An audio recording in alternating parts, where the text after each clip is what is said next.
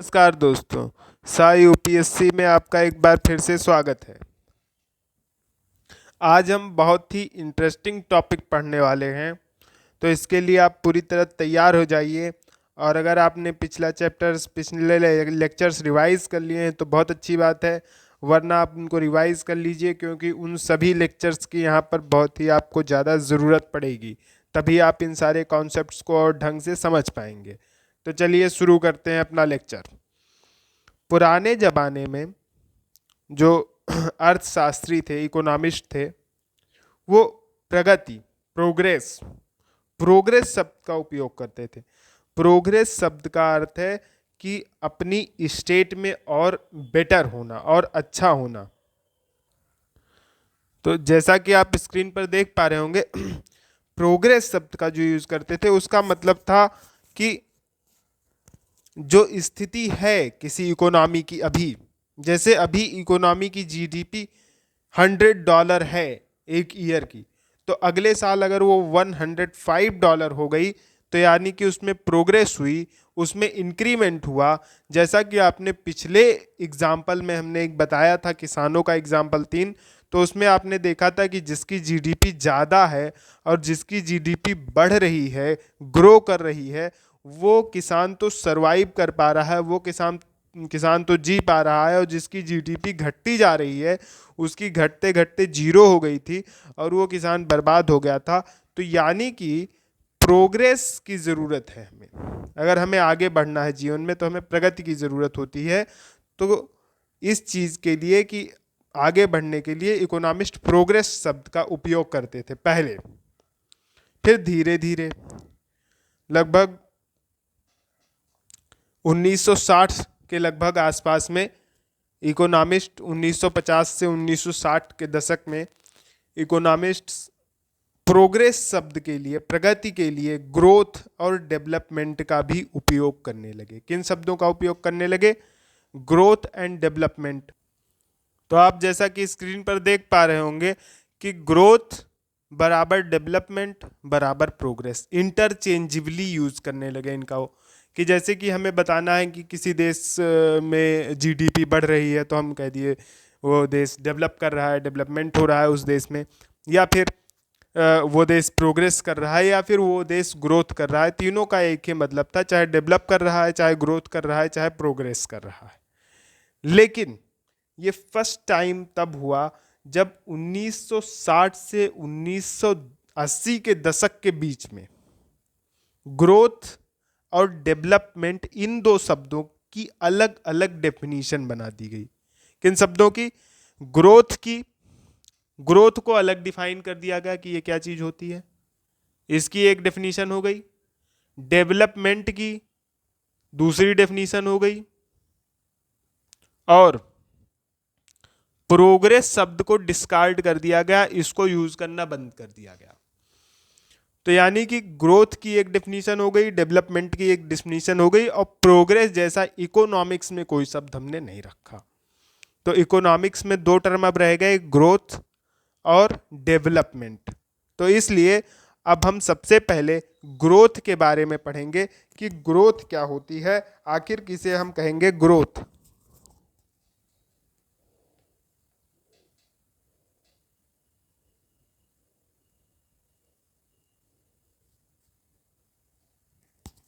तो ग्रोथ को हम वृद्धि भी कह सकते हैं।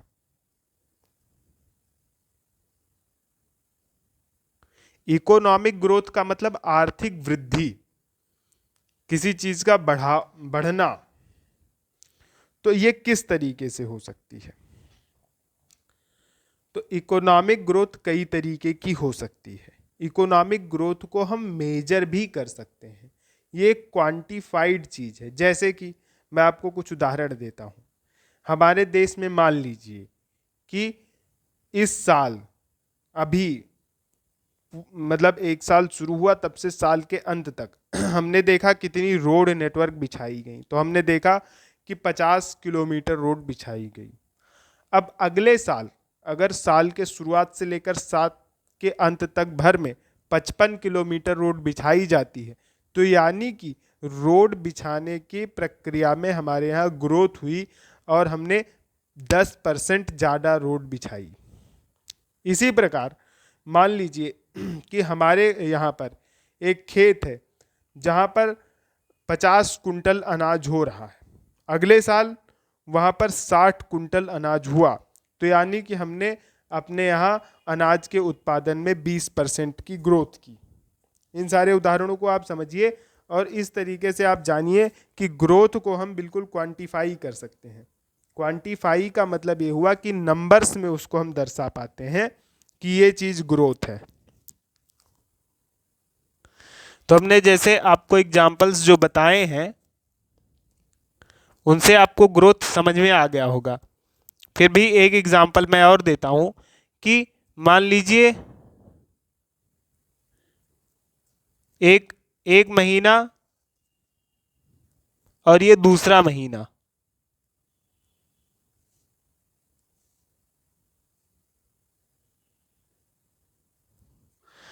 तो पहले महीने में मान लीजिए कि 100 लीटर दूध का उत्पादन हुआ और दूसरे महीने में 105 लीटर दूध का उत्पादन हुआ। तो हम देख रहे हैं कि हमारे दूध के उत्पादन में 2 महीने के दौरान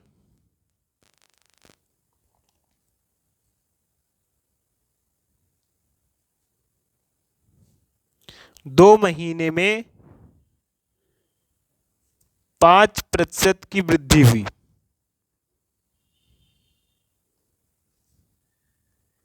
यानी 5% की ग्रोथ हुई। इसी तरीके से पूरे देश की ओवरऑल ग्रोथ को हम जीडीपी में मेजर करते हैं। पूरे साल में टोटल कितनी ग्रोथ हुई इसे पता करने के लिए हम ग्रॉस डोमेस्टिक प्रोडक्ट का इस्तेमाल करते हैं।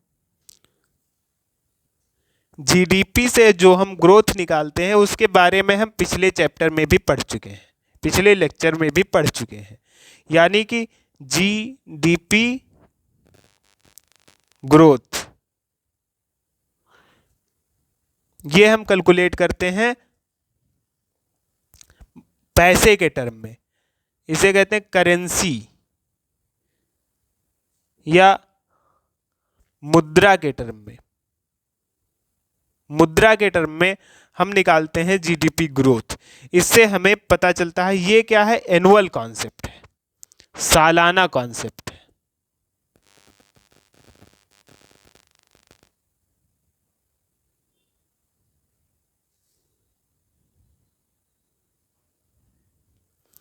अब मैं ग्रोथ के बारे में कुछ खास बातें आपको बताना चाहता हूं कि ग्रोथ एक वैल्यू न्यूट्रल टर्म है, वृद्धि एक वैल्यू न्यूट्रल टर्म है। वृद्धि क्या है, वैल्यू न्यूट्रल टर्म है।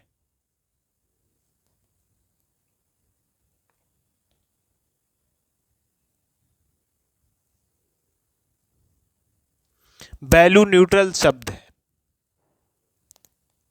ये अर्थशास्त्र में।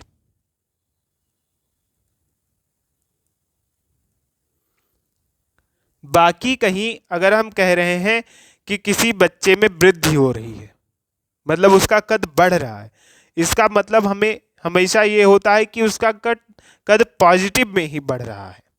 वृद्धि का मतलब अगर हम कहीं भी बताते हैं कि ये व्यक्ति वृद्धि कर रहा है, वृद्धि का मतलब हमेशा पॉजिटिव सेंस में लिया जाता है, हमेशा सकारात्मक लिया जाता है।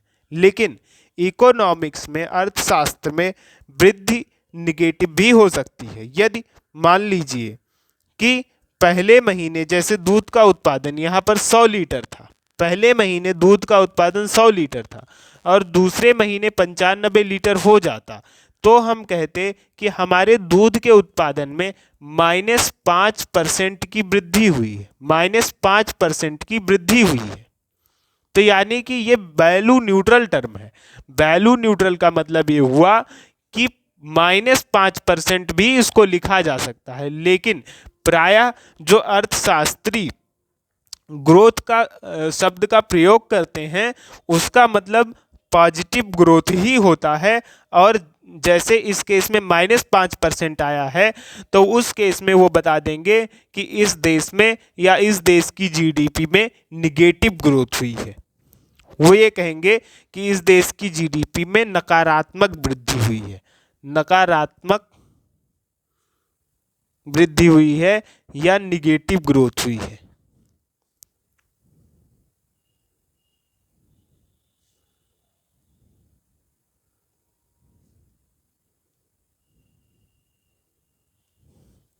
तो अब इसके साथ साथ हमने ग्रोथ का कॉन्सेप्ट आपको बता दिया, लेकिन इसका उपयोग क्या है ग्रोथ का कॉन्सेप्ट का?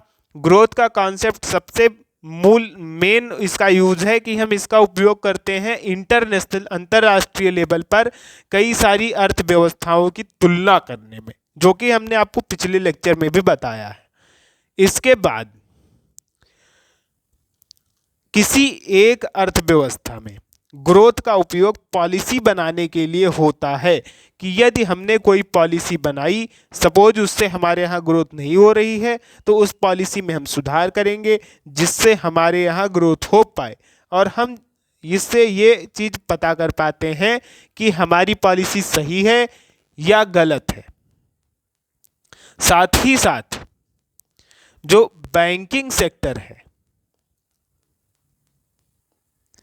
जो इकोनॉमिक सेक्टर है, बैंकिंग सेक्टर है, वो भी अंतर्राष्ट्रीय स्तर पर पॉलिसीज़ और फ्यूचर प्लानिंग अपनी यही ग्रोथ के इकोनॉमिक डेटा को देख करके बनाती हैं।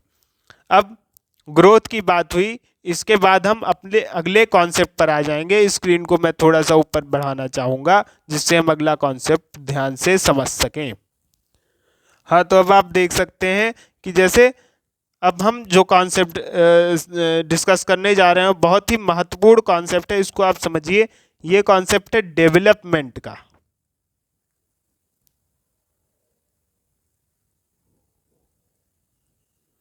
डेवलपमेंट का कॉन्सेप्ट है, ये विकास का कॉन्सेप्ट है।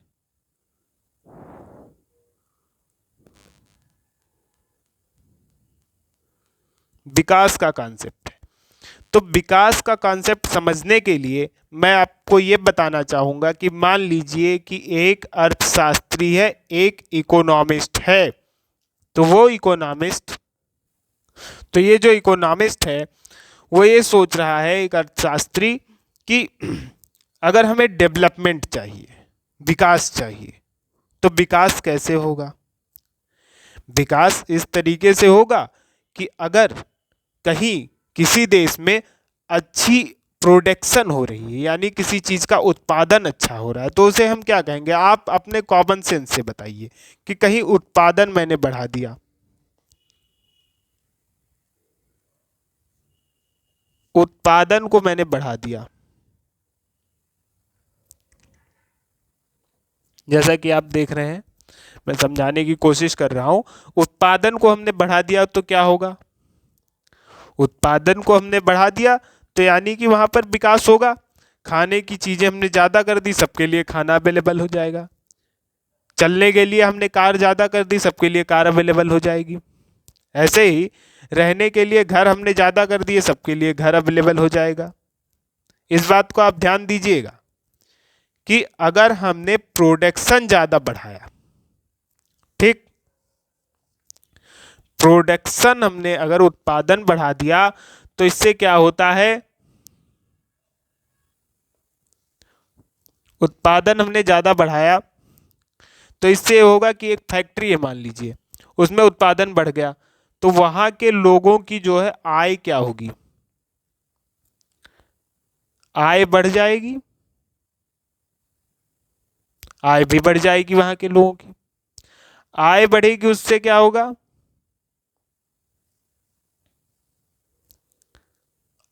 और उत्पादन बढ़ेगा,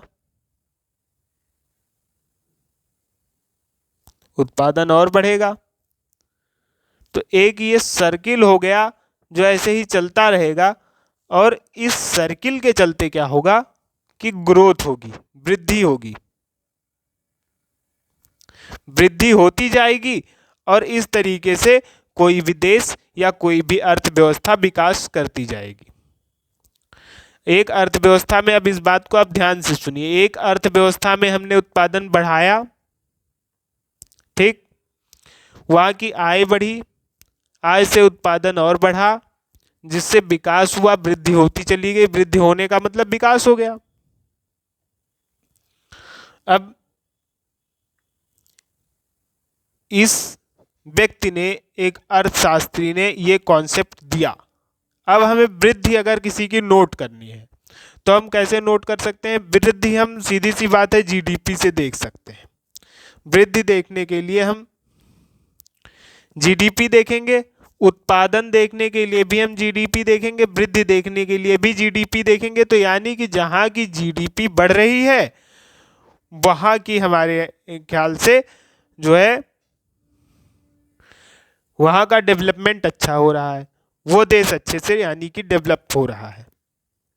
लेकिन इस व्यक्ति ने क्या गलती की? इसने एक गलती की। क्या गलती की? कि इसने क्वालिटी पर ध्यान नहीं दिया। क्वालिटी पर ध्यान नहीं दिया कि अर्थव्यवस्था की क्वालिटी कैसी है।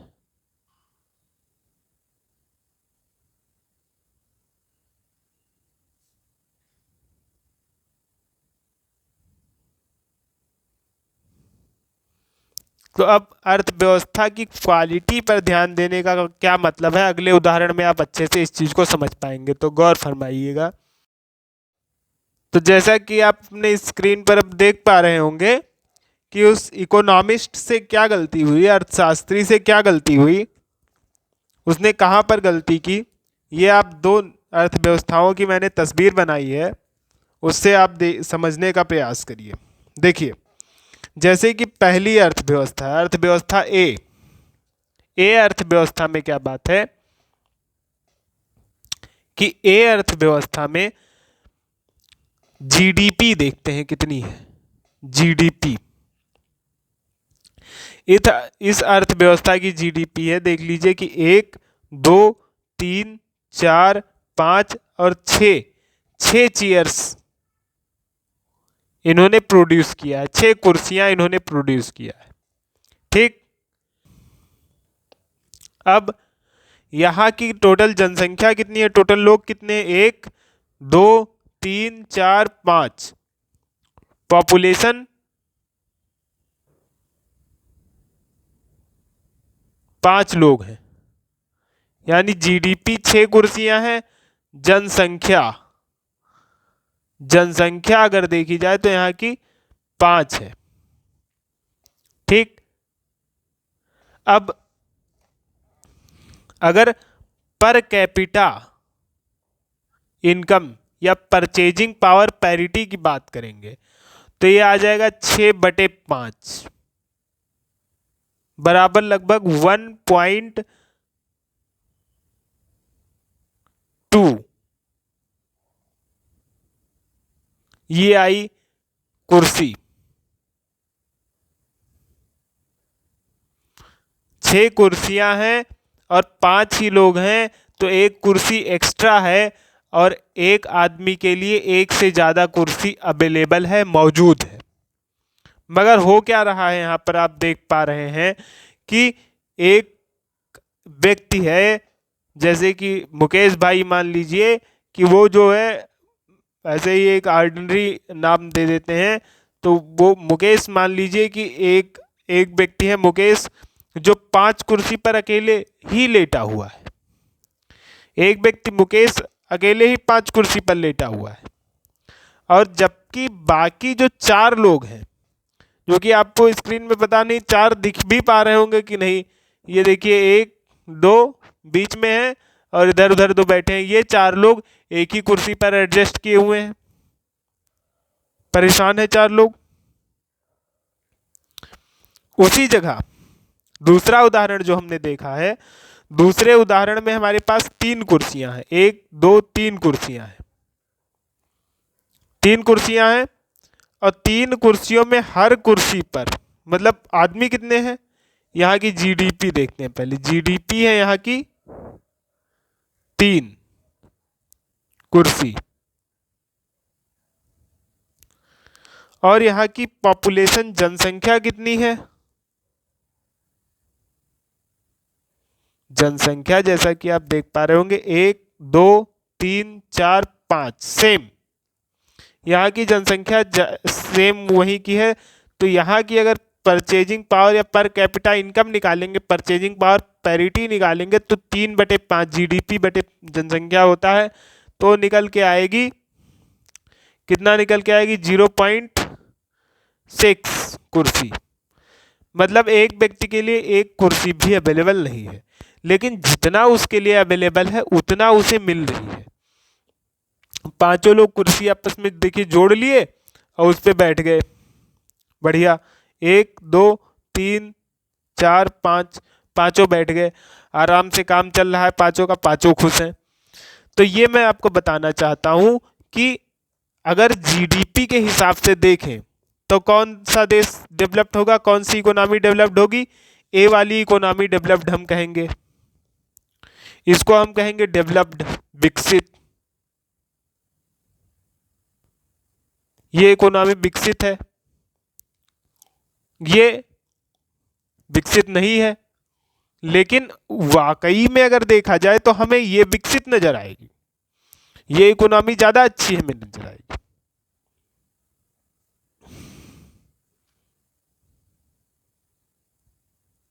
तो इसी को मैं कह रहा था कि उस इकोनॉमिस्ट ने क्वालिटी को नहीं देखा, सिर्फ और सिर्फ क्वांटिटी को देखा, सिर्फ और सिर्फ हायर प्रोडक्शन की बात देखी, लेकिन ये नहीं देखा कि प्रोडक्शन किस तरीके से डिस्ट्रीब्यूटेड है, किस तरीके से लोगों को मिल रहा है, अवेलेबिलिटी किस तरीके से है, इस चीज़ पर ध्यान नहीं दे पाया। तो अब मैं आपको एक और उदाहरण दूंगा और उसमें 3 मैं केस लेकर के चलूंगा, तो वो उदाहरण आप देखिए और आप इसको और अच्छे से समझने की कोशिश कीजिए। तो देखिए अगला उदाहरण मैंने इस तरीके से लिया है, 3 परिवारों का उदाहरण लिया है। इसमें एक है परिवार 1, फिर परिवार 2, परिवार 3। तो परिवार 1 धनी परिवार है, धनी है। दूसरा परिवार भी धनी है, तीसरा परिवार गरीब है।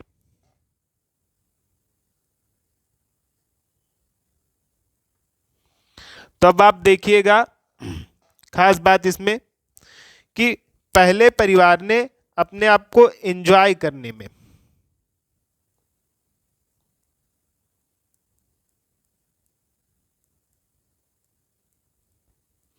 इस परिवार के लोग भोग विलास में डूबे हुए हैं।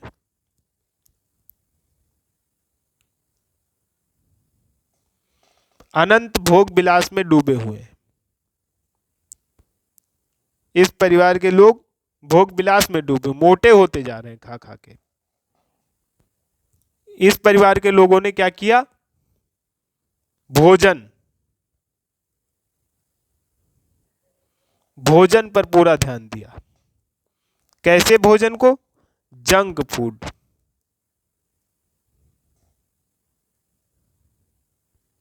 फास्ट फूड खाया। जंक फूड, फास्ट फूड, ठीक है, टिक्की,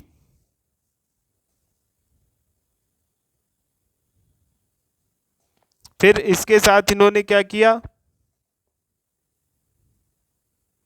इसके साथ इन्होंने शराब,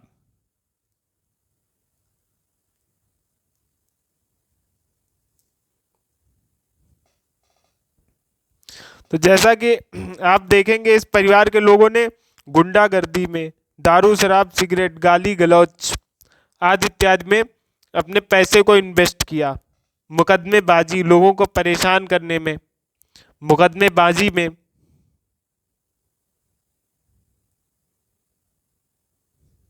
लोगों से लड़ने झगड़ने में, अर्थात इन्होंने अनंत धन अपना पूरा बर्बाद किया। इस चीज को आप देख पा रहे हैं यहाँ पर, जैसे कि जंक फूड खाने में आदि इत्यादि में इन्होंने अपना सारा पैसा, सारा धन, सब कुछ बर्बाद किया। ठीक उसी जगह दूसरा परिवार है, ये भी धनी है। देखिए ये भी धनी है, तो इसने अपना कहाँ पर लगाया? इसने भी अपना धन थोड़ा सा लगाया भोग विलास में, अर्थात मनोरंजन, उसको हम नाम लेंगे मनोरंजन करने में, मतलब फिल्म देखने में या खेल खेलने में, खेलने, मूवी देखने में मनोरंजन किया, प्लस पार्टी भी की। लेकिन उस पे इसने कम धन लगाया और ज्यादा इसने धन कहां पर लगा दिया अपना, इसने अपना ज्यादा धन लगाया शिक्षा पर, स्वास्थ्य पर,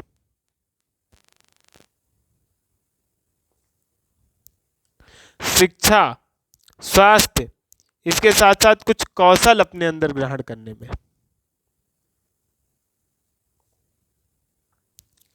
इसके साथ साथ कुछ नैतिक मूल्य अपने अंदर लाया।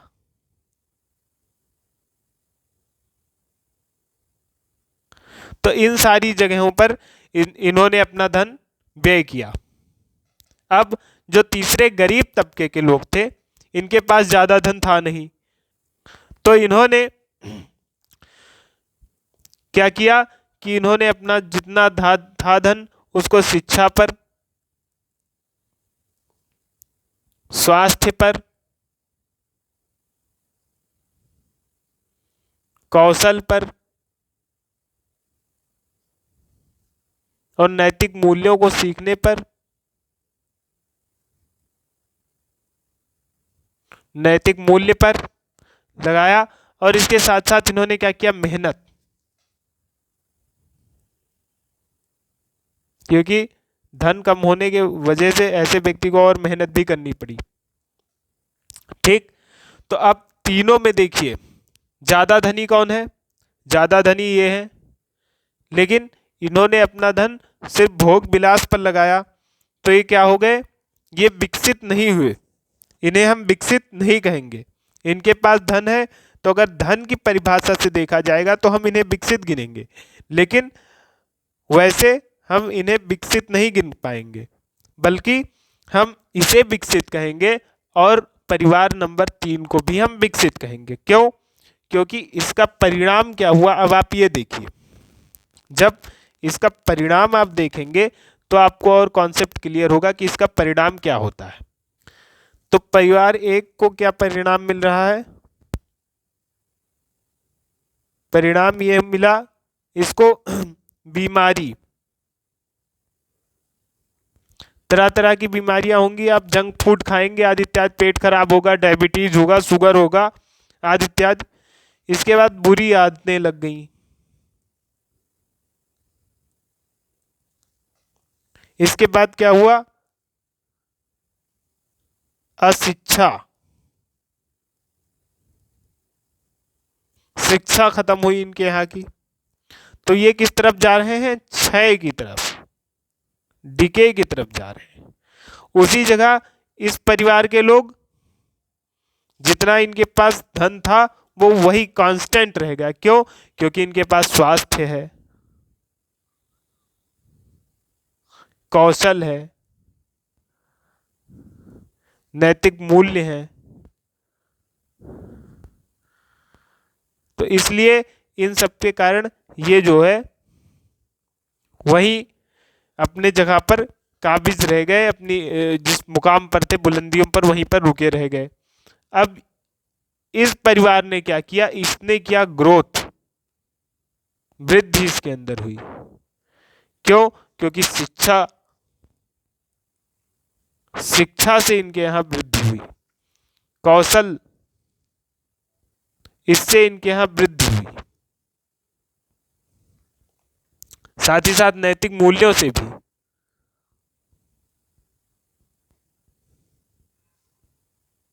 इनके यहां वृद्धि हुई एवं विकास हुआ। इस चीज को आप समझने का प्रयास करें, आप समझ पाए होंगे। तो इन तीनों चीजों को मैंने आपको बताया, इससे आप समझ पाएंगे कि डेवलपमेंट के लिए सिर्फ ये कह देना कि किसी जगह ग्रोथ हो रही है, कहीं इनकम ज्यादा है तो वो डेवलप्ड है, तो ये बिल्कुल गलत बात है। यानी डेवलपमेंट के लिए हमको कुछ ना कुछ और पहलू देखने की जरूरत है।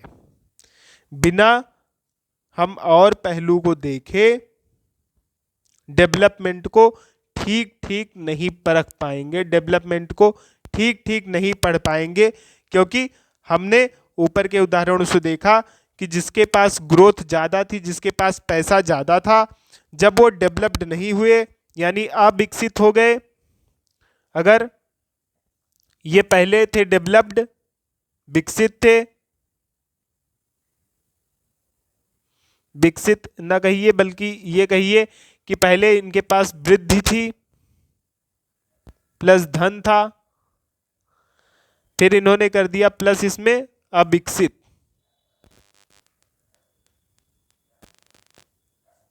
तो ये इनका क्या हो गया, क्षय। और इसके पास, व्यक्ति के पास धन नहीं था, इन्होंने सिर्फ विकसित किया अपने आप को, तो इनकी ऑटोमेटिक वृद्धि हो गई। तो आप 3 उदाहरण देख चुके हैं, 3 तरीके के, इसको आप नोट भी कर सकते हैं कि 3 तरीके के उदाहरण। एक, जिसके पास धन ज्यादा है,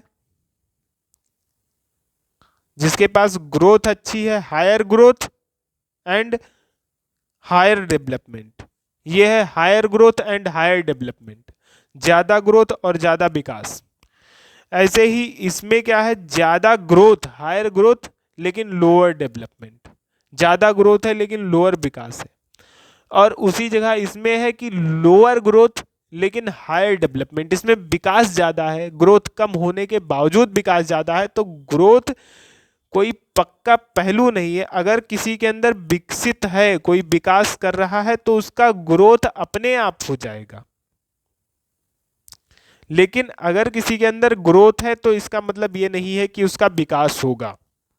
अब कोई विकसित है तो उसके अंदर ग्रोथ होगी, ग्रोथ से उसका विकास और होगा, और विकास से फिर उसकी ग्रोथ और होगी, और एक ये चक्र चलता रहेगा। तो इस चक्र को ऐसे देख लीजिए कि विकास से हुआ हमारे अंदर वृद्धि, अब वृद्धि से हमारे अंदर फिर विकास हुआ, विकास से फिर वृद्धि हुई, और वृद्धि से विकास, ये चलता रहेगा। और जब ये चक्र टूटता है, टूटने पर क्या आता है, आर्थिक मंदी।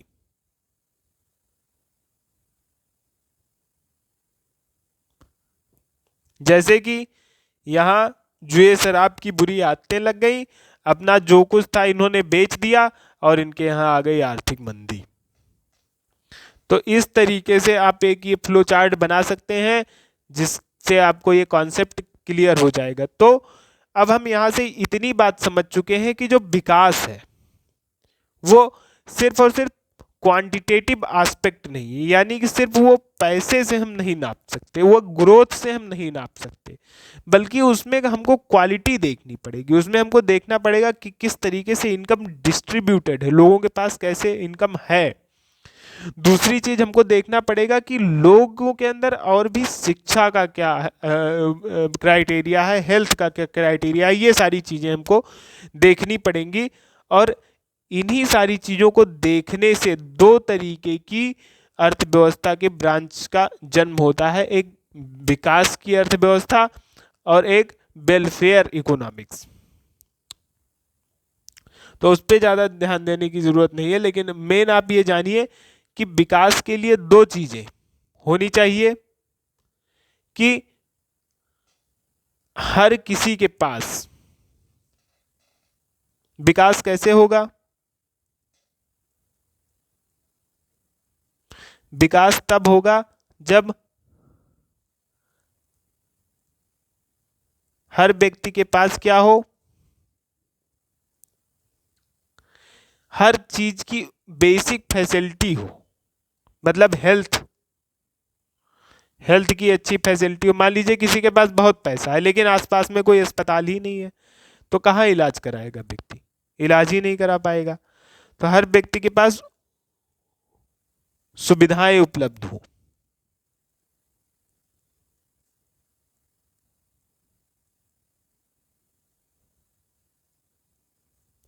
फिर सुविधा उपलब्ध कब होगी? जब उसके पास एक इनकम होगी।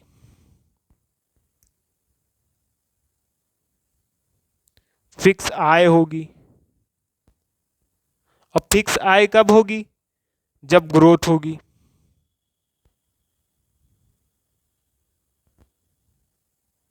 वृद्धि उत्पादन में, उत्पादन में वृद्धि होगी तो फिक्स आय होगी।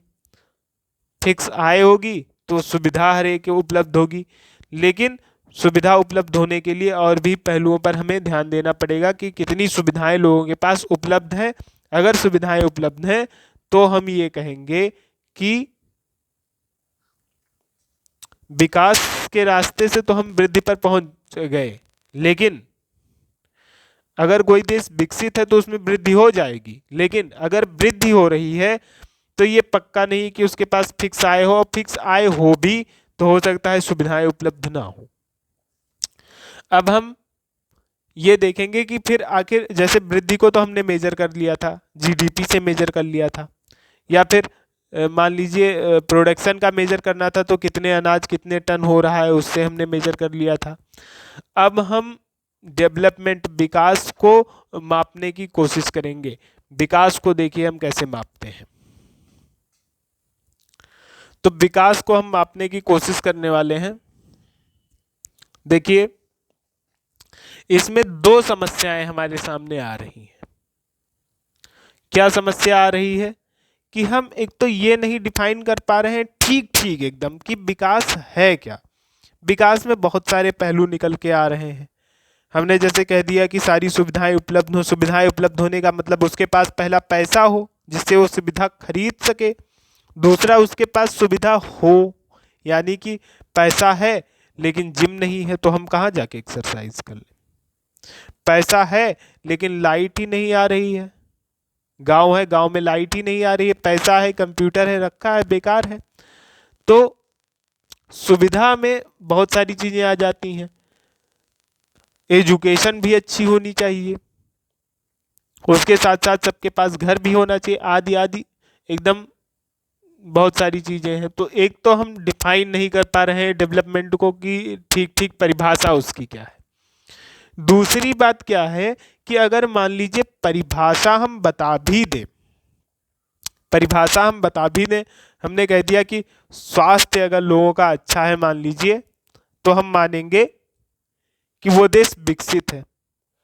तो अब ये स्वास्थ्य अच्छा है ये तो कहा जा सकता है, लेकिन उसको एक क्वांटिफाई नहीं किया जा सकता। जैसे हमको अनाज ना मापना था तो हमने टन में माप लिया था।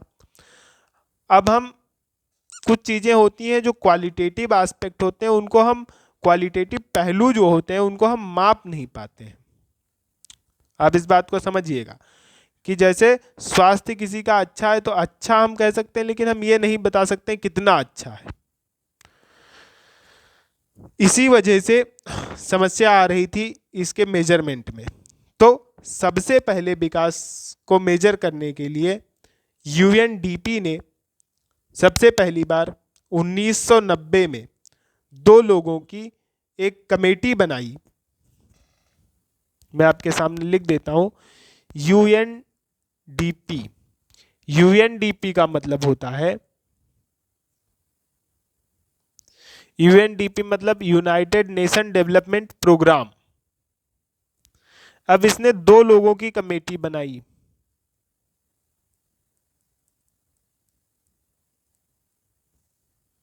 दो लोगों की कमेटी।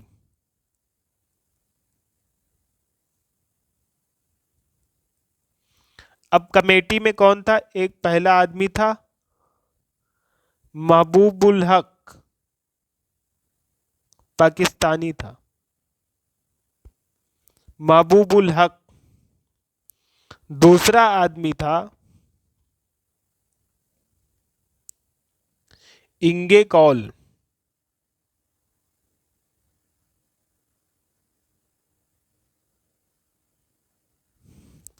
एक लोग महबूबुल हक थे, पाकिस्तानी थे, और एक लोग थे इंगे कौल। 1990 में इनकी कमेटी बनी। 1990 में इनकी कमेटी बनी और तब पहली बार इन्होंने दिया ह्यूमन डेवलपमेंट इंडेक्स, तब इन दोनों लोगों ने एक फार्मूला निकाल के बनाया ह्यूमन डेवलपमेंट इंडेक्स। इसे कहेंगे मानव विकास सूचकांक। तो मानव विकास सूचकांक का इन्होंने जो है बनाया। मानव विकास सूचकांक 3 इंडिकेटर का यूज करके रैंकिंग बनाता है सभी देशों की।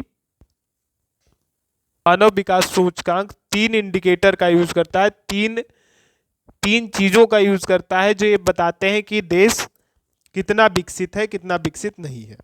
तो अब हम बताने जा रहे हैं कैसे क्या चीजें यूज करता है। ये बहुत ही इंटरेस्टिंग टॉपिक है, आपको बहुत ही अच्छा लगेगा ये पढ़ करके। तो पहली चीज है शिक्षा। शिक्षा को ये देखता है। दूसरी चीज जो ये देखता है वो स्वास्थ्य, और तीसरी चीज जो ये देखता है वो है स्टैंडर्ड ऑफ लिविंग, या तीसरा जो मेजर करता है उसे स्टैंडर्ड ऑफ लिविंग या जीवन का जो स्टैंडर्ड है, लोगों के रहन सहन का जो स्टैंडर्ड है वो कैसा है, इसको जो है ये देखने की कोशिश करता है। और आप स्टैंडर्ड को भी और हिंदी में देखना चाहते हैं तो आप इसको गूगल कर सकते हैं। गूगल पे आप देख सकते हैं, उसमें हिंदी में फट से आपको मिल जाएगा, क्योंकि एकदम से हिंदी में वो बहुत डिफिकल्ट हो जाएगा, आपको भी नहीं समझ आएगा, मुझे भी कंफ्यूजन हो जाएगी। तो इन सारी चीज़ों को अभी मैं एकदम डिटेल में आपको बताऊंगा, एकदम क्रिस्प कॉन्सेप्ट ऐसा दिमाग में बढ़िया बैठ जाएगा आपके दिमाग में कॉन्सेप्ट। तो इसमें क्या होता है कि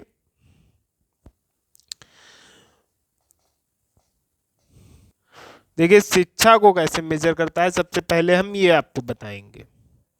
शिक्षा का मापन करने के लिए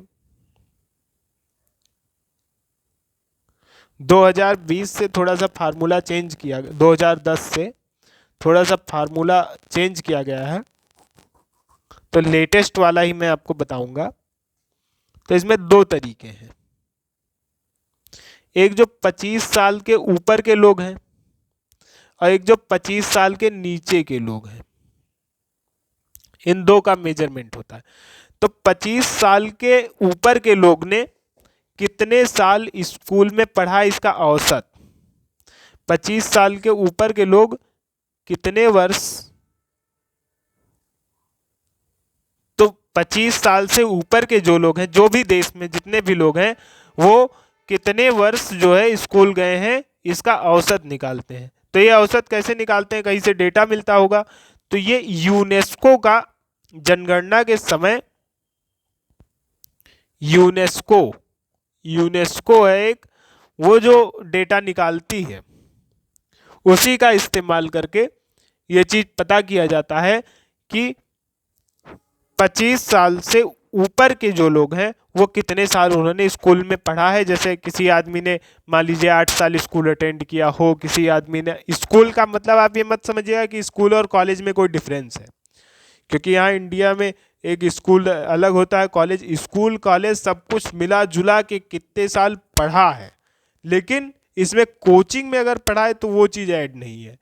आप ये समझ लें, जिसकी डिग्री या मार्कशीट या सर्टिफिकेट ये सब मिल रही, उस चीज़ को ही हम ऐड कर रहे हैं।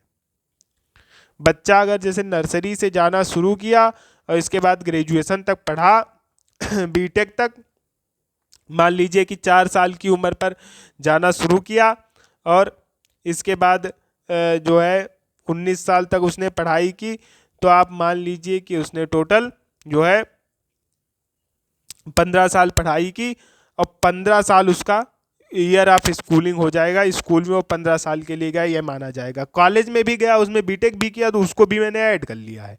लेकिन उसके बाद उसने 3 साल कोचिंग में तैयारी की, तो उसको भी नहीं कंसिडर किया जाएगा। और कॉलेज वाले को स्कूल में ही कंसिडर किया जाएगा कि कितने वर्ष स्कूल गया है, उसको ऐड करेंगे। तो ऐसे ही देश में जितने भी 25 साल के ऊपर के लोग हैं, सबका ये ऐड करने के बाद उसका औसत निकाल लेते हैं, तो वो हमें पता चल जाता है एक चीज। दूसरा क्या करेंगे, दूसरा हम ये करते हैं कि जो 25 साल से कम के बच्चे हैं उनका हम एक एक्सपेक्टेड निकालते हैं कि ये कितने साल स्कूल जाएंगे, कितने साल स्कूल जाएंगे ये निकालते हैं। तो कितने साल स्कूल जाएंगे ये निकालते हैं।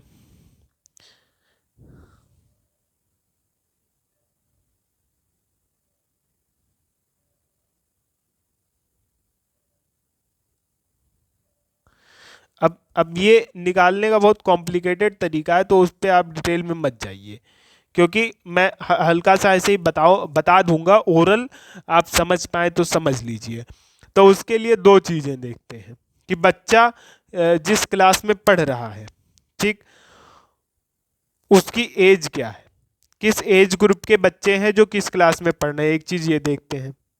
दूसरी चीज़ उसमें देखते हैं कि ऑफिशियल एज उस क्लास में पढ़ने वाले बच्चों की क्या होनी चाहिए, और उसके आधार पर अपने कैलकुलेशन करके वो निकाल लेते हैं कि अगर 25 साल से कम के बच्चे हैं तो इतने साल और स्कूल में जाएंगे पढ़ने के लिए। थोड़ा बहुत पुराने डेटा का यूज़ कर लेते हैं।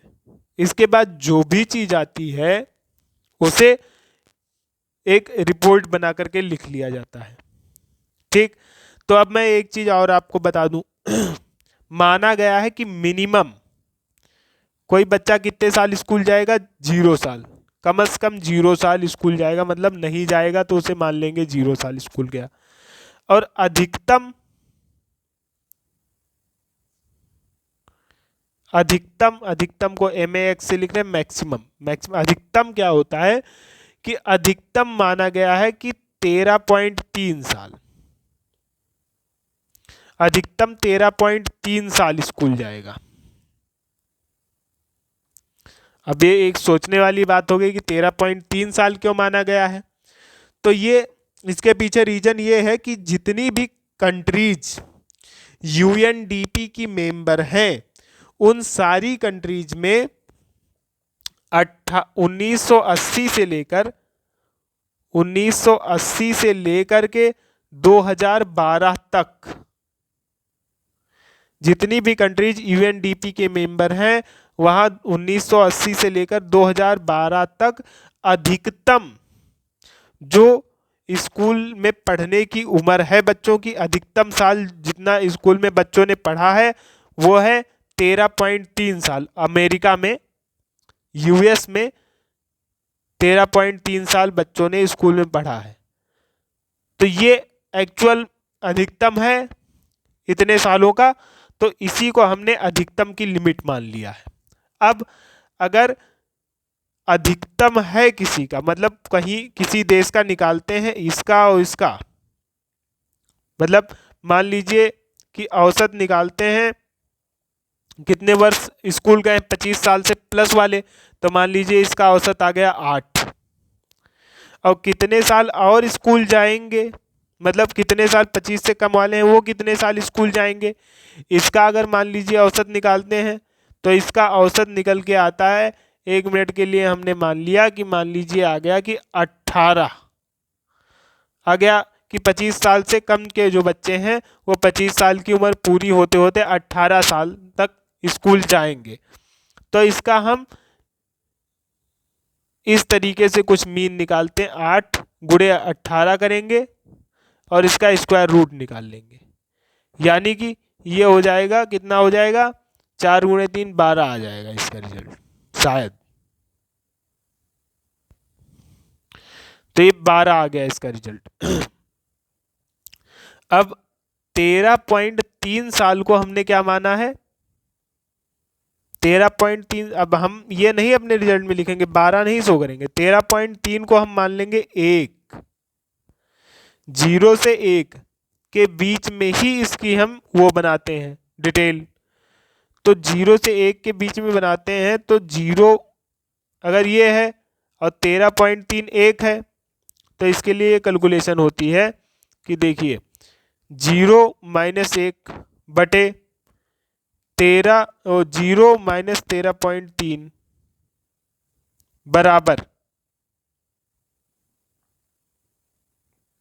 x बटे 12। अब इसको हल करेंगे इक्वेशन को, तो हमें जो x की वैल्यू आएगी वो हम इसमें मान लेंगे कि उतना इंडेक्स होगा। इसको थोड़ा मैं और आपको क्लियर बता देता हूं जिससे आपके दिमाग में ठीक से बैठ जाए। तो देखिए आपके सामने मैंने सारा डेटा इस तरीके से लिखकर आपको समझाने की कोशिश की है ताकि आपको पूरा कॉन्सेप्ट अच्छे से समझ में आए कि 25 साल से ज़्यादा के बच्चे स्कूल गए 8 साल, 25 से कम के जो है वो और स्कूल टोटल कुल मिला के अपने जीवन में जाएंगे 18 साल। तो हमारा शिक्षा का जो गुणांक निकला कैसे, √8 × 18, ये 8 × 18 ये रूट हमने कर दिया तो 12 निकल के आ गया। अब हमने मिनिमम क्या रखा है गुणांक, मिनिमम 0 रखा है जब 0 साल स्कूल गए हैं उनके लिए। अधिकतम हमने 13.3 रखा है 13.3 साल जब उसके लिए मैक्सिमम 1 है। तो गुणांक जो हमारा x होगा उसका हमें मान निकालना है। तो कैसे मान निकालते हैं, 0 से इसको घटा के एक इक्वेशन में ऐसे लिखेंगे और बटे में लिख देंगे, और फिर 0 से ही घटाकर इसको लिखेंगे और बटे में लिख देंगे, बराबर कर देंगे। इसको जब आप हल करेंगे तो आपके सामने आएगा x बराबर 12 बटे 13.3, 12 बटे 13.3 जैसा कि आप स्क्रीन पर देख सकते हैं।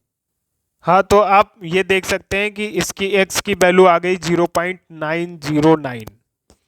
तो मैं आपको बताऊं इसे 3 डिजिट तक ही निकालते हैं तो ये हो गया 0.909। अब उस देश के लिए शिक्षा का गुणांक हो गया मानव विकास सूचकांक में शिक्षा का गुणांक हो गया 0.909। अब हम यहाँ पर दूसरा कॉन्सेप्ट डिस्कस करने जा रहे हैं, बहुत ही इंटरेस्टिंग कॉन्सेप्ट होने जा रहा है यहाँ पर स्वास्थ्य का हम कॉन्सेप्ट डिस्कस करेंगे। तो स्वास्थ्य के कॉन्सेप्ट में क्या है कि लाइफ एक्सपेक्टेंसी एट बर्थ, मतलब जो बच्चा उस देश में अभी पैदा हुआ है उसके कुल कितने साल जिंदा रहने की आशा है। जो बच्चा अभी पैदा हुआ है वह भविष्य में कितने साल जिंदा रहेगा, इस चीज को देखते हैं। इसको कहते हैं जीवन प्रत्याशा जन्म के समय, जन्म पर भी आप इसको लिख सकते हैं, जन्म पर जीवन प्रत्याशा। तो जीवन प्रत्याशा आप निकालेंगे जो भी उस देश की निकल के आए। मान लीजिए उस देश की जीवन प्रत्याशा निकल के आ रही है, मैं मान लेता हूं 55 साल। ठीक, आपके सामने एक डेटा मैंने दे दिया, उस समय उस जगह की जीवन प्रत्याशा 55 साल है। ठीक, अब हमारा क्या है मिनिमम और मैक्सिमम। अब यहां गुणांक,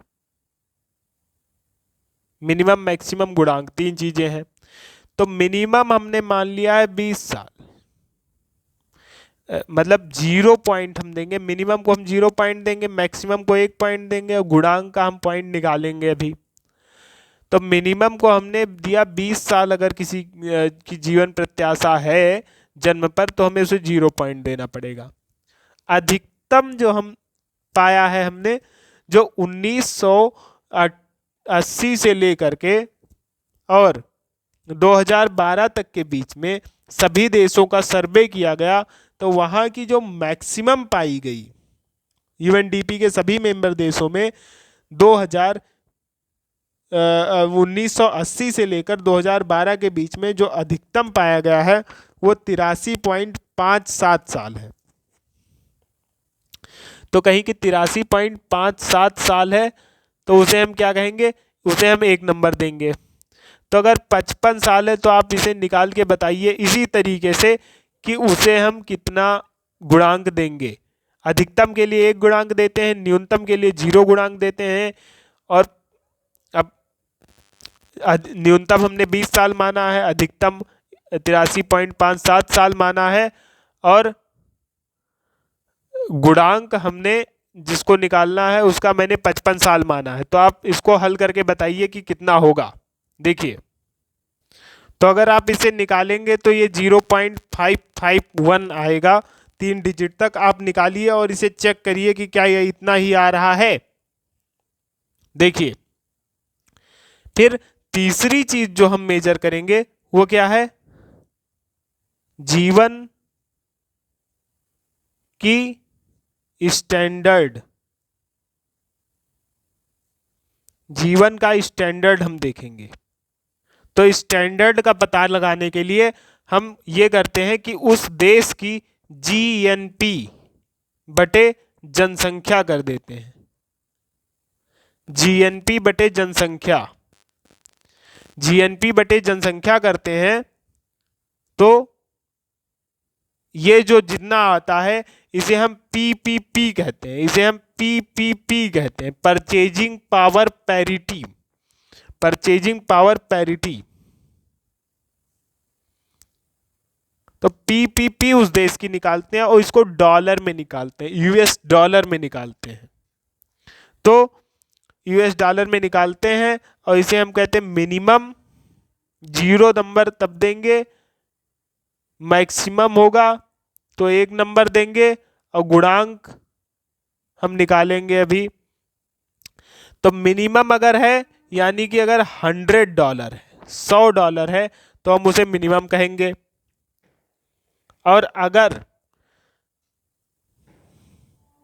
87,478 है, इतना है, तो इसे हम 1 कहेंगे। अब अगर मान लीजिए किसी देश का पीपीपी, किसी देश का मान लीजिए $40,000 है, परचेजिंग पावर पैरिटी किसी देश की $40,000 है, तो उसका गुणांक कितना होगा ये मैं चाहता हूं कि आप कैलकुलेट करके बताएं। अब एक बात और उससे पहले मैं बता दूं कि ये जो 87,478 ये हमने बताया है अधिकतम, तो ये अधिकतम कब है, ये अधिकतम कहाँ से लिया गया है, क्योंकि 1980 से लेकर 2012 तक जितने भी यूएनडीपी के मेंबर देश हैं उनमें 2012 में कतर की पीपीपी, कतर की पीपीपी 2012 में परचेजिंग पावर पैरिटी इतनी थी, ये अधिकतम है। 1980 से लेकर 2012 तक यूएनडीपी के सभी मेंबर्स में ये अधिकतम है।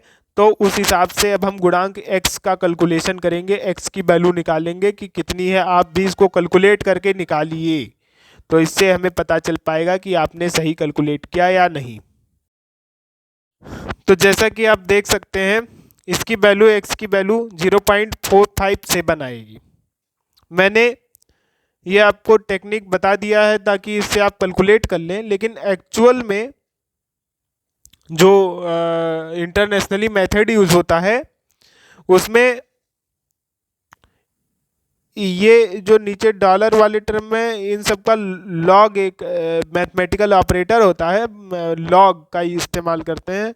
इसके आगे LOG नाम का एक ऑपरेटर लगाते हैं, लॉग मैथमेटिक्स का यूज़ करके फिर इसको कैलकुलेट करते हैं। मतलब कि जैसे हम आपको उदाहरण के लिए बता दें कि जैसे लॉग ऐसे होता है, लॉग 100 की वैल्यू आ जाएगी 2, ऐसे इसकी भी लॉग लगा के वैल्यू निकाल लेंगे, इसकी भी लॉग लगा के वैल्यू निकाल लेंगे, और फिर यही सेम कैलकुलेशन करते हैं। तो उतना डिटेल में नहीं जाने के बजाय मैंने डायरेक्ट आपको बता दिया है टेक्निक जिससे आप कैलकुलेट कर सकते हैं। तो इतना आ गया, ठीक। अब इस देश का टोटल ह्यूमन डेवलपमेंट इंडेक्स, मानव विकास सूचकांक कितना होगा, ये हम कैलकुलेट करना सीखेंगे। तो ये कैलकुलेट करने के लिए तीन जो इंडिकेटर्स हैं, तीनों की जो वैल्यू हमने कैलकुलेट की है, यानी एक में x इतना आया है, दूसरे में हम देख ही सकते हैं 0.551 आया है, एक में 0.909 आया है। ये आप देख सकते हैं। थोड़ा सा मैं स्क्रीन को नीचे लाना चाहूँगा ताकि आपको क्लियरली दिख पाए। तो एक ये आप देख सकते हैं, ये आ जाएगा, एक ये आ जाएगा और ये तीन चीज़ें आ गई। अब वो दिखाई पड़ रहा होगा। तो इन तीनों का यूज करके कैसे हम कैलकुलेट कर सकते हैं मानव विकास सूचकांक। तो उसके लिए ये टेक्निक यूज करते हैं कि तीनों का गुणा कर लेते हैं। पहले तीनों का गुणा कर लेते हैं जीरो। इसके लिए मानव विकास सूचकांक फाइनल कैलकुलेट करने के लिए 0.909 गुणे 0.551 गुणे 0.457, ये तीनों लिखने के बाद इसको ब्रैकेट बनाएंगे, ब्रैकेट में बंद करेंगे। इसके ऊपर 1/3, 1/3 बहुत सारे बच्चे नहीं समझ पाए रहे होंगे, इसको अंडर क्यूब भी कहते हैं। ऐसे अंडर क्यूब इस तरीके से भी लिखा जा सकता है। 0.909 गुणे 0.551 गुणे 0.457, इससे कैलकुलेट करेंगे तो 0.612 आ जाएगी इसकी वैल्यू। अब मानव विकास सूचकांक में अगर किसी देश की वैल्यू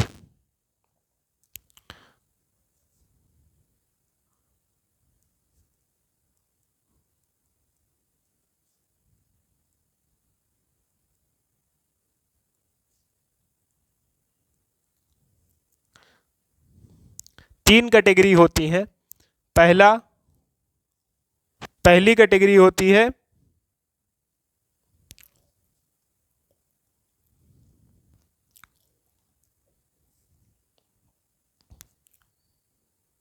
उच्च मानव विकास देश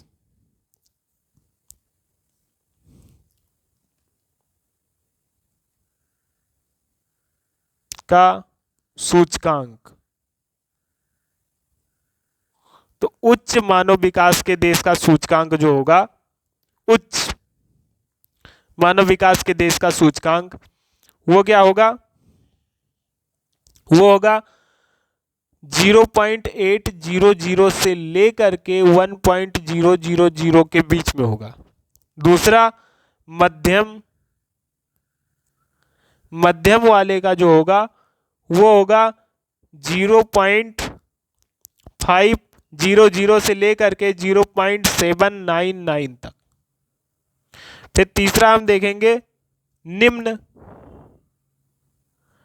वाले का जो होगा वो होगा 0.000 से लेकर के 0.499 तक।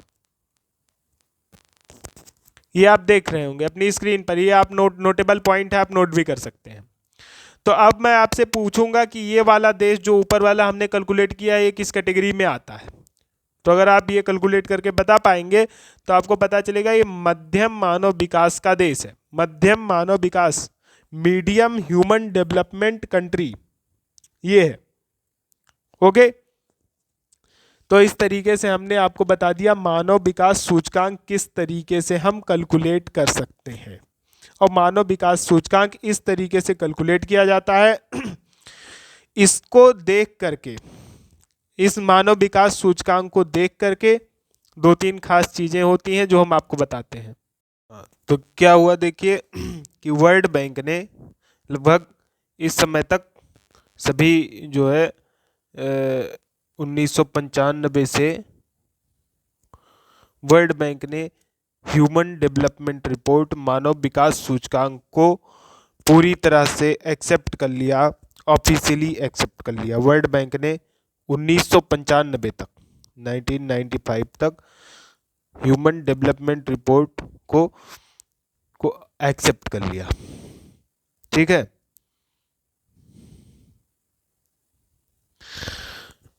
तो इसके साथ ही साथ हम ये चीज भी देख पाते हैं इसमें कि वर्ल्ड बैंक ने ह्यूमन डेवलपमेंट रिपोर्ट को अपना लिया और उससे जितने भी कंट्रीज यूएनडीपी से जुड़े हुए हैं, धीरे धीरे वर्ल्ड बैंक से भी जो जुड़े हुए हैं या जिन्होंने लोन लिया था या हेल्प ली थी वर्ल्ड बैंक से, उन्होंने धीरे धीरे एजुकेशन, हेल्थ और पीपीपी यानी परचेजिंग पावर पैरिटी पर ध्यान देना शुरू कर दिया। वर्ल्ड बैंक ने 1990 से ही एचडीआर पब्लिश करना शुरू कर दिया था। 1990 से ही यूएनडीपी के साथ ही, और उसी समय से उसने एचडीआर के रिपोर्ट के अनुसार जिनका इंडेक्स में, डेवलपमेंट इंडेक्स में कम रैंकिंग होती थी, उनके लिए चीप डेवलपमेंट फंड एलोकेट करना शुरू कर दिया। जिनकी कम रैंक है 1990 से ही कम एचडीआई वालों को ह्यूमन डेवलपमेंट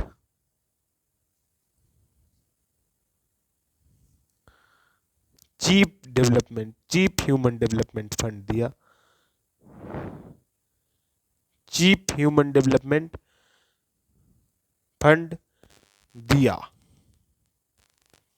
तो कैसे दिया? अब एचडीआई आया, उससे पता चल गया कि भाई यहाँ नहीं डेवलप है, तो हमने क्या किया, वहां पर वर्ल्ड बैंक ने अपना फंड देना शुरू कर दिया। इससे पहले वो पॉलिसी बना नहीं पाता था, सही चीज नहीं बता पाता था कि कहाँ पर हमें देना चाहिए और कहाँ पर हमें नहीं देना चाहिए। अब एक और अगले पॉइंट पर हम ध्यान देंगे कि डेवलपमेंट का ये एचडीआर का कॉन्सेप्ट बहुत अच्छा है, और जो पढ़े लिखे इकोनॉमिक्स के लोग हैं उन्होंने इसको एक्सेप्ट किया है, उन्होंने माना है कि ये सबसे बेस्ट कॉन्सेप्ट है। लेकिन इसमें भी कुछ पहलू छूट गए हैं, कुछ पहलू इसमें छूट गए हैं। तो कौन से पहलू छूट गए हैं वो मैं आपको बताना चाहता हूँ। उसमें जो पहलू छूटे हैं वो है सांस्कृतिक विरासतों के बारे में। सांस्कृतिक विरासतों के बारे में छूट गया। फिर जिस भी देश के बारे में हम पढ़ रहे हैं वहां नियम, कायदा, कानून कैसा है, प्रशासन कैसा है, ये चीज हम नहीं देख पा रहे हैं। साथ ही साथ लोग वहां पर कितने खुश हैं, उनकी कितनी इज्जत है, कितनी वैल्यू है, वहां का एथिकल यानी धर्म वगैरह, साथ ही साथ जो वातावरण है उसकी शुद्धता, वातावरण की शुद्धता,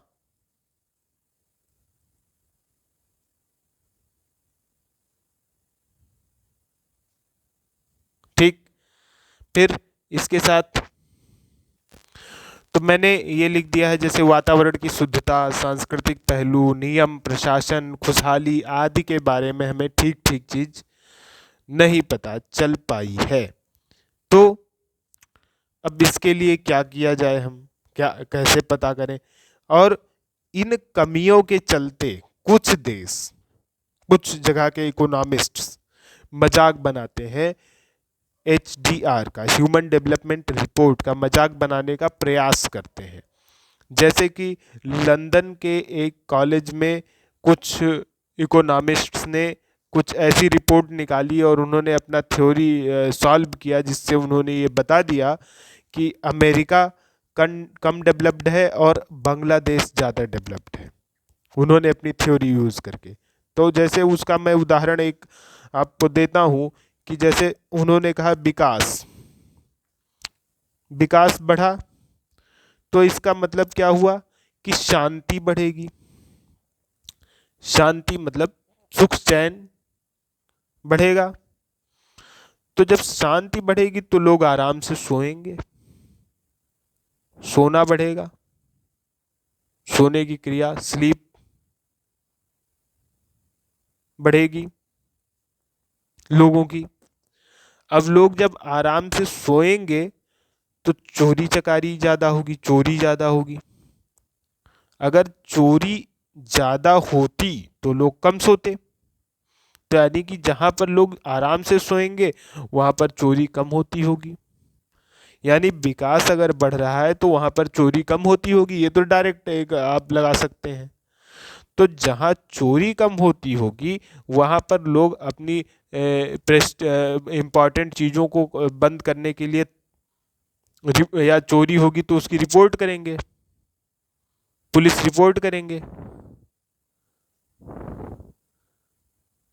लेकिन इकोनॉमिस्ट ने कुछ माना कि मान लीजिए पुलिस रिपोर्ट ज़्यादा नहीं हो पाती है, पुलिस रिपोर्ट ज़्यादा नहीं हो पा रही है, ठीक, क्योंकि अंडर रेट हो जाता है, कहीं कहीं किसी किसी जगह पर पुलिस रिपोर्ट उतनी नहीं हो पाती हैं, सारी रिपोर्टें नहीं की जाती हैं। तो पुलिस रिपोर्ट ज़्यादा नहीं हो पाती है तो लोग, अगर चोरी कम हो रही है तो लोग उससे बचने के लिए ताले कम खरीदेंगे।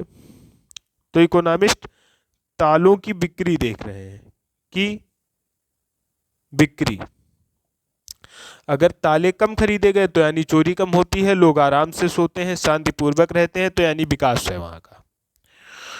तो अब जिस देश में किसी के पास इतनी वैल्यूएबल सामान ही नहीं है, जहाँ किसी के पास कार ही नहीं है, तो वो गैराज रखे ही नहीं है, तो ताला गैराज में लगाने की ज़रूरत ही नहीं है। और इसके बाद उनके यहाँ पुराना घिसा पिटा ताला चल रहा है। अमेरिका में लोग भाई नया ताला हर साल खरीद लेते हैं। तो ऐसे में क्या होगा कि हमें तो ये लगेगा कि बांग्लादेश में तो यार ताला बहुत कम बिका, इसका मतलब ये हुआ कि बांग्लादेश में तो विकास एकदम पीक पर है, सबसे ज़्यादा डेवलप्ड कंट्री तो बांग्लादेश हो गया। लेकिन ये पूरी तरह गलत बात है। तो इसी एक सटायर के साथ हम क्यों ये करते हैं मजाक, क्योंकि इसके अभी भी जो डेवलपमेंट का कॉन्सेप्ट है वो पूरा नहीं है, लेकिन जितना भी है वो मैक्सिमम है, एक परफेक्ट है।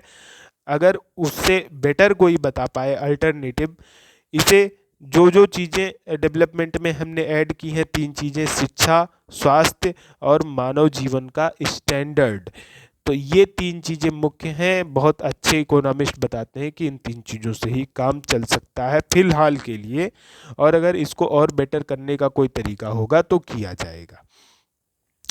तो इसके साथ अब मैं आपको एक और इंटरेस्टिंग फैक्ट बताने जा रहा हूँ जो आपको सोचने पर मजबूर कर देगा। आप सोचने लगेंगे कि आखिर ऐसा कैसे हो रहा है। तो ये बहुत ही इंटरेस्टिंग टॉपिक है, तो मैं चाहूँगा कि आप थोड़ा इस पर ध्यान दें। तो देखिए, मैं ये कहने जा रहा हूँ कि मानव विकास का जो सूचकांक है उसमें, यानी HDI में, जो टॉप 20 देश हैं, टॉप 20 देश जो हैं, ऊपर के जो 20 देश हैं, ठीक, जो ऊपर के 20 देश हैं, कहाँ पर, किस केस में, ऊपर के 20 देश हैं जो मानव विकास सूचकांक के ऊपर के 20 देश हैं, वो कौन से देश हैं, वो हैं पश्चिमी देश, यानी अमेरिका, ब्रिटेन, रूस, अमेरिका, ब्रिटेन और कनाडा वगैरह। तो इन पश्चिमी देश का ही नाम है डेवलपमेंट में, ये सबसे ज़्यादा विकसित देश हैं। अब विकास का मतलब क्या होता है? अगर आप विकास कहेंगे कि एक व्यक्ति विकास कर रहा है, आगे बढ़ रहा है, तो विकास क्यों करता है, आदमी का मेन गोल क्या है, हम क्यों विकास करें? विकास हम इसलिए करते हैं कि हमें खुशहाली आए।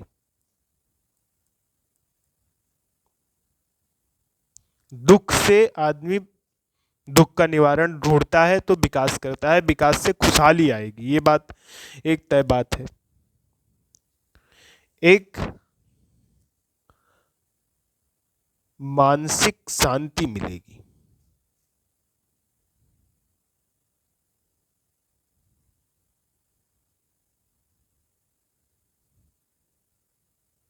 मानसिक शांति मिलेगी, ठीक।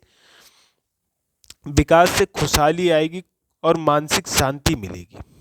एक एक परिकल्पना है, इसे आप जज कीजिए कि क्या गलत है या सही है। अगर आपको ये बात सही लग रही है तो टॉप 20 देश जो डेवलपमेंट इंडेक्स में हैं वो पश्चिमी देश हैं, अमेरिका, ब्रिटेन, फ्रांस, जर्मनी, ये सारे देश हैं टॉप 20 देश। वेस्टर्न कंट्रीज हैं, पश्चिमी देश हैं, पाश्चात्य संस्कृति वाले देश हैं। तो यानी कि पाश्चात्य संस्कृति के इन देशों में खुशहाली बहुत अच्छी होनी चाहिए, मानसिक शांति बहुत अच्छी होनी चाहिए, क्योंकि ये तो विकास में टॉप पर है। ठीक, लेकिन हम क्या पाते हैं कि वहां पर पाश्चात्य देशों में क्या है, वहां पर है अपराध, वहां पर है भ्रष्टाचार, वहां पर है चोरियां, डकैतियां, शोषण,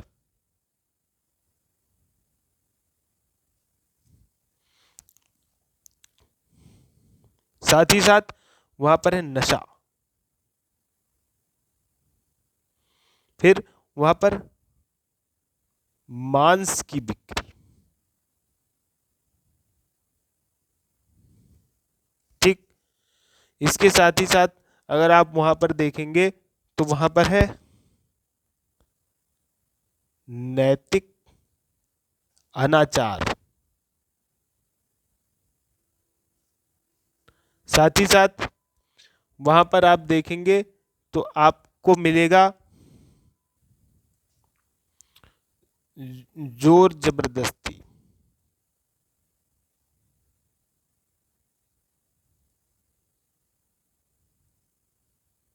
छेड़खानी, रेप आदि। तो ये आदि हमने इसलिए लिख दिया कि और भी बुराइयां हैं। तो आप जैसे देख सकते हैं मांस की बिक्री, मांस की बिक्री वहां बढ़ी है, अपराध, भ्रष्टाचार, चोरी, शोषण, नशा, ये सारी चीजें बढ़ी हैं।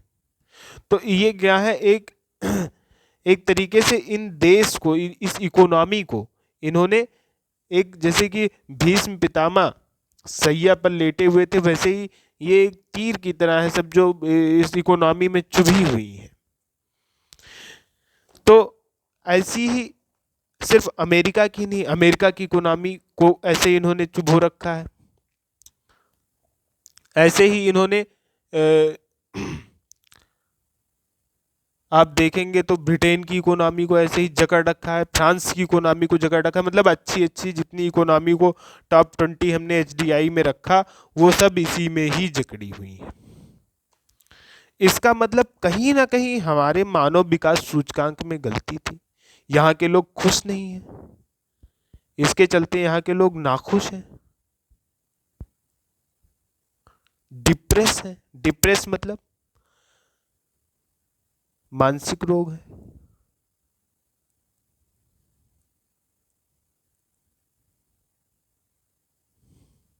मनोचिकित्सक की इनको जरूरत पड़ रही है, डिप्रेस्ड है। क्यों आखिर ऐसा, नाखुश क्यों है? तो एक सीधी सी बात है कि कोई भी आदमी सोचेगा तो यही सोचेगा कि अधिक विकास का मतलब होता है अधिक खुशी, लेकिन यहाँ के लोग दुखी हैं, यहाँ के लोग मानसिक रोगी हैं। यहाँ पर अपराध बढ़ रहा है, अपराध, भ्रष्टाचार, चोरी, शोषण, ये सारी चीजें कब बढ़ेंगी? जब लोग खुश नहीं होंगे, जब लोग परेशान होंगे। नैतिक अनाचार कब बढ़ेगा? जब लोग खुश नहीं होंगे। तो जैसी हमने इकोनॉमी की कल्पना की थी, जिसके पीछे हम भागे, वो चीज हमें नहीं मिल पाई यहां से। तो फिर क्या कमी रह गई? हमें क्या चीज और देखनी चाहिए थी?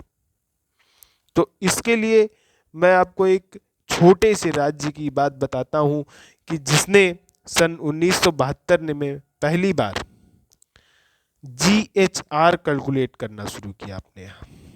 1972 में पहली बार GHR, GHR मतलब gross happiness report, gross happiness report, gross happiness report calculate किया। तो ग्रॉस हैप्पीनेस रिपोर्ट में क्या होता है कि ग्रॉस हैप्पीनेस रिपोर्ट में ये होता है कि किस देश ने कैलकुलेट किया? एक छोटे से देश ने, भूटान ने। भूटान ने पहली बार 1972 में ग्रॉस हैप्पीनेस रिपोर्ट, सकल खुशहाली रिपोर्ट उसने तैयार की। ये रिपोर्ट उसने तैयार की, इसके साथ साथ उसने HDI को भी फॉलो किया। ऐसा नहीं कि HDI को उसने छोड़ा, वो भी UNDP का मेंबर है भूटान, और UNDP का मेंबर होने के कारण उसने HDI के जो टारगेट थे, 3 टारगेट थे मैंने बताया, शिक्षा, हेल्थ और लिविंग स्टैंडर्ड, उस पर फोकस किया। उसके साथ साथ भूटान ने ग्रॉस हैप्पीनेस रिपोर्ट निकालना शुरू किया और उसने 4 चीज़ों पर फोकस किया। किन 4 चीज़ों पर फोकस किया, इस पर मैं डिस्कस करता हूं, और इससे शायद कोई नई बात देखिए आप निकल कर आएगी। एक छोटा सा देश है लेकिन नई बात उसने बता दी दुनिया को। क्या बताई? कि एक तो उसने PPP कैलकुलेट किया, वो तो सेम एज HDI जैसा ही है।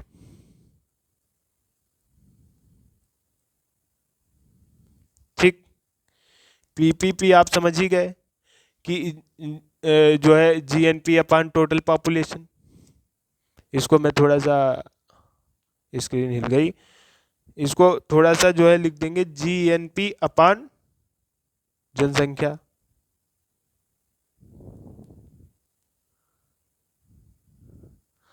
तो इसे हम क्या कहते हैं? PPP, purchasing power parity. तो ये तो उसने कैलकुलेट किया, HDI जैसा ही हो गया, इसमें तो कोई बात ही नहीं। फिर दूसरी चीज उसने जो कैलकुलेट की, वो कैलकुलेट की कि गुड गवर्नेंस, अच्छा प्रशासन हो।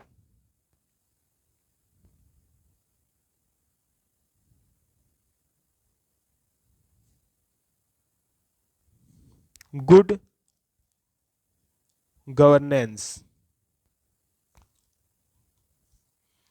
तो गुड गवर्नेंस में क्या होता है?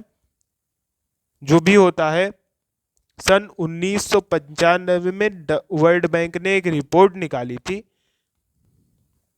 1995 में वर्ल्ड बैंक ने एक रिपोर्ट निकाली जिसमें उसने ये कहा कि अब सभी लोग गुड गवर्नेंस की तरफ ध्यान दें। ठीक है, सब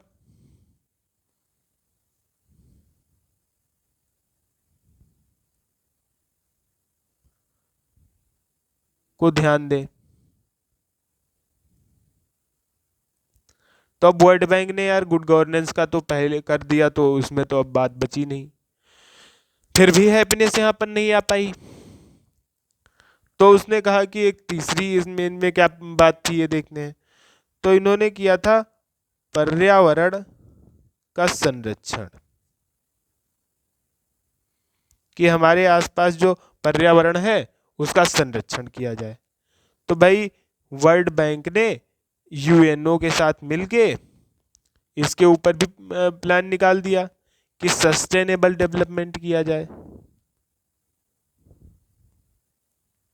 सस्टेनेबल डेवलपमेंट, सस्टेनेबल डेवलपमेंट का मतलब पर्यावरण संरक्षण के साथ विकास करें, पर्यावरण को क्षति पहुंचाए बिना, पर्यावरण को क्षति पहुंचाए बिना विकास करें, पर्यावरण को क्षति पहुंचाए बिना विकास करें। ये हमने कह दिया सस्टेनेबल डेवलपमेंट को।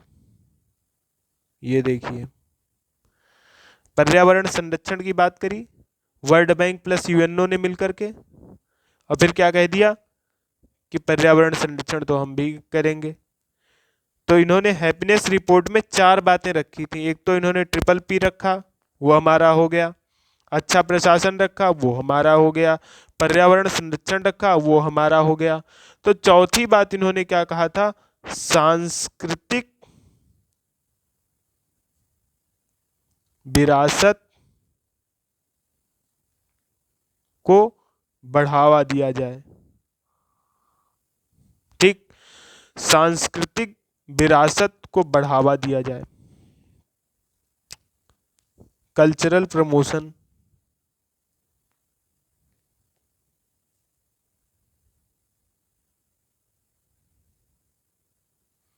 यही एक बात है जो इसमें नहीं थी, या जो एक नई बात निकल कर आई, यही बात जो थी वो छूट गई।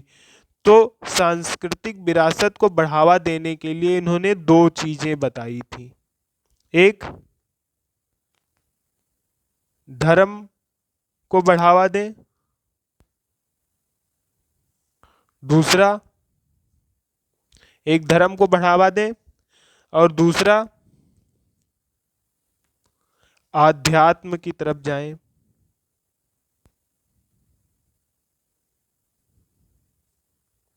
आध्यात्म को समझें, धर्म को बढ़ावा दें, दूसरा आध्यात्म को समझें। तो अब दिक्कत क्या आ रही है, ये दो बातें एक्सेप्ट क्यों नहीं कर पा रही है जनता। तो धर्म और आध्यात्म को मानने में क्या दिक्कत है कि इसको जब हम देखते हैं तो हमें यह पता चलता है कि खुशहाली के दो भाग हैं। खुशहाली के दो भाग हैं। पहला भाग है, पहला भाग है मैटीरियल पार्ट, मैटीरियल भाग। दूसरा है नॉन मैटीरियल पार्ट। तो मैटीरियल पार्ट क्या है कि आपके पास एक कार है, आप खुश हैं, घर है, खुश हैं, खाना है, खुश हैं, कपड़ा है, खुश हैं। इन सारी चीजों से जो खुशी मिल रही है वो है मैटीरियल पार्ट। तो मैटीरियल पार्ट को तो हमारे जो है एचडीआई ने पूरा फुलफिल किया, क्योंकि उसने क्या किया, उत्पादन बढ़ा दिया। उत्पादन को बढ़ाया ना, उत्पादन को बढ़ाया तो ये सारी चीजें ऑटोमेटिक ज्यादा हो जाएंगी, और ये सारी चीजें ज्यादा हुई तो आदमी खुश। जो मटेरियल पार्ट से खुश होने वाला व्यक्ति था वो खुश हो गया। लेकिन इसका नॉन मटेरियल पार्ट भी है। नॉन मटेरियल पार्ट के बारे में हमें कब मिलेगा, जब हम धर्म को पढ़ेंगे और जब हम अध्यात्म को पढ़ेंगे। देखिए आध्यात्म हमने यहाँ पर जैसे लिखा, तो आध्यात्म भी कहीं कहीं कह, अध्यात्म भी कह देते हैं, दोनों ही एक ही बात है। वैसे आध्यात्म is also correct and both, तो मैं इसे दोनों यूज करूंगा, आप लोग चेक कर सकते हैं एक बार कौन सा ज़्यादा बेटर है, तो कहीं ना कहीं आपको मिल जाएगा। ठीक है, तो अध्यात्म जो है इसमें क्या होता है, धर्म और अध्यात्म। अब जो मॉडर्न वर्ल्ड है, जो नई दुनिया है, तो आधुनिक युग क्या है,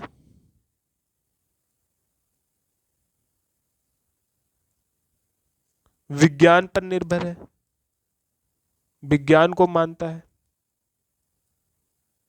मानता है कि नहीं, विज्ञान को मानता है आधुनिक युग। और दूसरी बात, आधुनिक युग जो है वो पाश्चात्य संस्कृति से पूरी तरह प्रभावित है।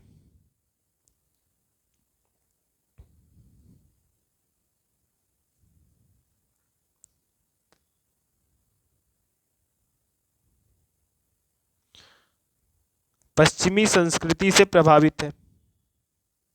देखिए ये बहुत ही खास बात है। आधुनिक युग है, जो हमारे युग अभी आसपास है, वो किससे प्रभावित है, पश्चिमी संस्कृति से प्रभावित है। और दूसरा, ये विज्ञान को मानता है। ठीक, तो अब विज्ञान को मानता है तो सीधी सी बात है, और पश्चिमी संस्कृति से प्रभावित है, विज्ञान को मानता है तो अध्यात्म की चीजें, ये कहता है अध्यात्म जैसा कुछ है ही नहीं, अध्यात्म इज नॉट, भगवान, भगवान को ये मानता ही नहीं है। ये तो कहता है कि जो है सीखो भाषा विज्ञान की, सोचो समझो फिर जानो, सोचो समझो जो देखो परखो फिर जानो।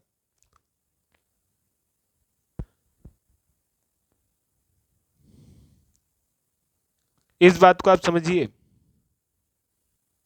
तो चूंकि ये वैज्ञानिक बातों को विज्ञान मानता है, इसलिए अध्यात्म और भगवान को मानना इसने बंद कर दिया। दूसरा, ये चूंकि पश्चिमी संस्कृति से प्रभावित है, धर्म निरपेक्षता को मानता है, धर्म निरपेक्षता को मानता है, तो धर्म ग्रंथ को इसने पहले डिस्कार्ड कर दिया। धर्म ग्रंथ क्या चीज है? और जो धर्म ग्रंथ है उसी में non material part of happiness है, खुशहाली का जो नॉन मैटीरियल वाला पार्ट है वो इसी धर्म की किताब में है, धर्म में है। तो अब एक चिंता का विषय हो गया, अब इसको लोग अपना नहीं पा रहे हैं, तो इसलिए इसको लोगों ने अपनाने से डिस्कार्ड कर दिया, कह दिया भाई हम ये चीज नहीं अपना पाएंगे, ये तो जो है एक तरीके से फर्जी लग रही है। लेकिन मीनवाइल उसी समय, कुछ समय में क्या होता है, देखिए क्या होता है कि एक है WTC, आपने सुना होगा WTC। WTC का नाम है वर्ल्ड ट्रेड सेंटर, इसे ट्विन टावर भी कहते हैं।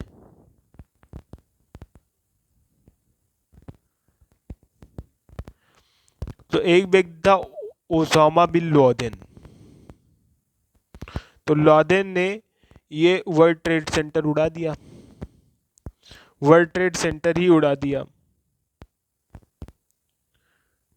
तो जब वर्ल्ड ट्रेड सेंटर अटैक हुआ तो इसने लोगों के, इकोनॉमिस्ट के दिमाग का पूरा रूपांतरण कर दिया। वो ये सोचने पर मजबूर हो गए, वर्ल्ड ट्रेड सेंटर में जब ये अटैक हुआ, आक्रमण हुआ लादेन का, तो क्या हुआ कि मानसिक रूपांतरण हुआ। किसका?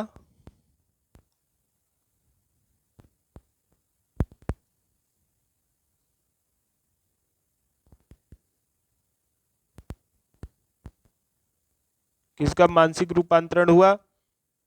जो है इनका अर्थशास्त्रियों का।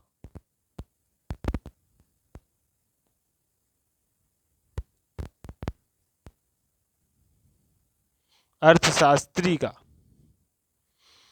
तो मानसिक रूपांतरण किस तरीके से हुआ कि ये इस बात को सोचने पर मजबूर हो गए कि क्या, ये सोचने लगे कि क्या विभिन्न धर्मों के लोग साथ रह सकते हैं या नहीं रह सकते हैं।